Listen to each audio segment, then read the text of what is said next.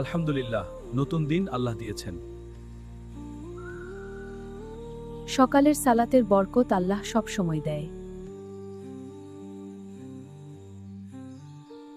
আমরা আজ দিনের জন্য প্রস্তুত। চলো নদীর ধারে ঘুরে আসি। বাবা, আজ নদীর ধারে যাব? যাবে, তবে আগে একটু কোরআন পড়ো।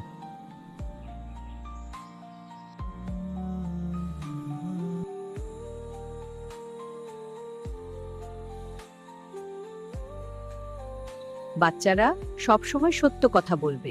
জি দাদি। বাবা, অসাধারণ দৃশ্য। হ্যাঁ, খুব সুন্দর। এরকম জায়গায় হাঁটতে খুব ভালো লাগে। আমারও।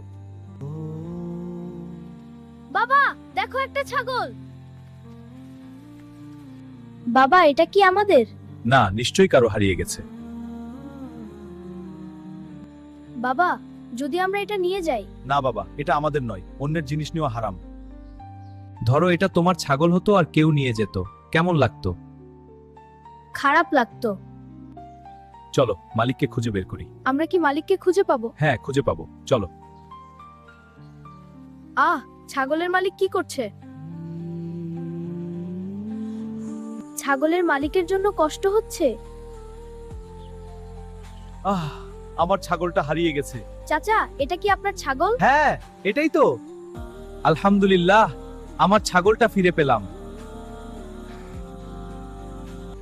আল্লাহ তোমাদের ভালো করুক, তোমরা খুব ভালো কাজ করেছো।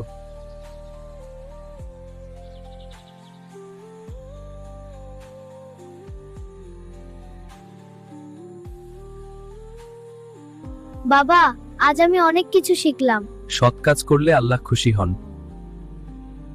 কি হলো, তোমরা এত দেরি করলে কেন? আমরা একটি হারানো ছাগল তার মালিককে ফিরিয়ে দিয়েছি। আজ আমি বুঝলাম অন্যের জিনিস নেওয়া ঠিক না। মনে রাখবে, আল্লাহ সবকিছু দেখেন। আলহামদুলিল্লাহ। সততা ও আমানতদারি একজন মুসলিমের গুরুত্বপূর্ণ গুণ। সত্যবাদিতা মানুষকে সৎ পথে নিয়ে যায় হ্যাঁ দাদি।